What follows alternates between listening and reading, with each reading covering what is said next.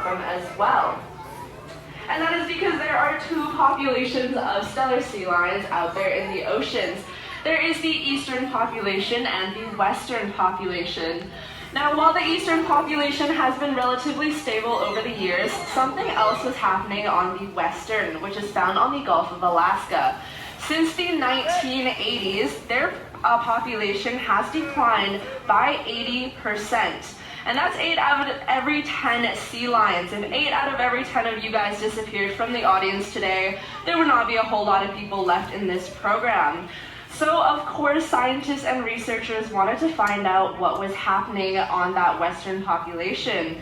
So, scientists and researchers from UBC decided to partner up with us here at the Vancouver Aquarium to do some open water research.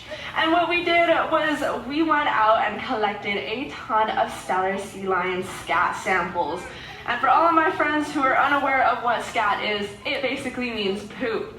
So all of these guys went out to collect poop samples to figure out what these sea lions were eating. That's because although they eat a ton of fish, those fish bones do not get digested in their stomachs, so they are excreted out with the waste. Now, we found out that they had switched their diets from high fatty fish, such as herring, to low-fat fish like walleye pollock and Attica mackerel. And this was pretty strange because stellar sea lions don't just choose to switch up their diets like us humans do. It's because something else was causing it. And this was another animal out there who also just happens to love eating high-fat fish. And it just happens to be a whole lot better at catching it as well. If you guys haven't figured it out already, it was us humans. Although individually we might not be as good as catching fish as these guys, we do have giant industrial-sized boats and nets to catch lots and lots of fish all at once. Now, we were catching all of the fatty fish and leaving them with the less nutritional fish. Even if they were eating the same amount of fish they always did, they would have a lot less energy and nutrition. And of course, this really started to compromise their survival rates, especially of those in the pups. And that is why we saw such a decline. Now, luckily, because this was a human-caused problem, it means that there are human solutions. One of the easiest ways that you guys can help is actually something that you guys have already done today. And that's just by coming to the Vancouver Aquarium. Your admission ticket is already helping us feed and fill those buckets full of fish. By coming to this program specifically, you're doing the first step, which is learning, gaining education, and awareness of the problem. Because it's pretty hard to care about something when we don't even realize it's a problem to begin with. So you guys have already completed the first step. Some other ways to help if you do want to take it a notch up is, surprisingly, you don't have to give up seafood. Although we were overfishing a lot of our areas, the next time you purchase seafood, you can look out for the Oceanwise symbol or the MSC symbol. Oceanwise is going to be more popular here in Canada, MSC more in the States. But these are organizations that indicate that your seafood is sourced sustainably and responsibly, meaning that these organizations only fish in areas with a lot of fish to begin with, and they're only fishing enough to leave a lot for the animals that truly depend on it. But of course, it also allows us humans to enjoy seafood as well. So the next time you're out at a grocery store or a restaurant, you can try and look out for those logos or those organizations beside your seafood.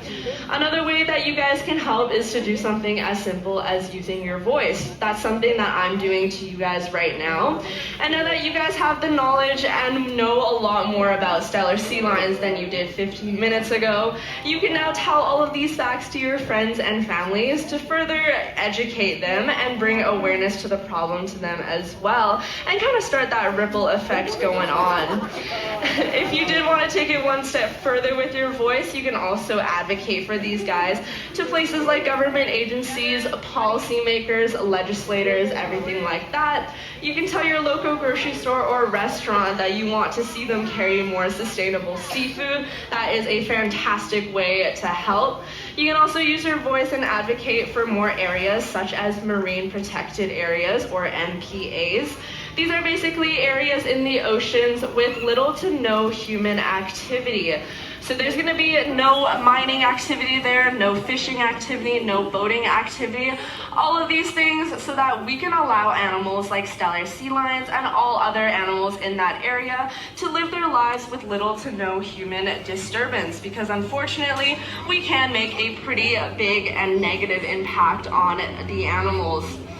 Now, those are some very simple ways that you can help out, and only through that can we advocate and protect these guys so they can thrive on generations to come, because it would be pretty cool to raise their endangered species factor or species at risk to not being at risk at all. So that does pretty much wrap it for today's program. If you guys are looking for the next program, we are going to be feeding the harbor seals at 2:30, and that's just if you head all the way across the outside area all the way to the other side. That is where that is taking place.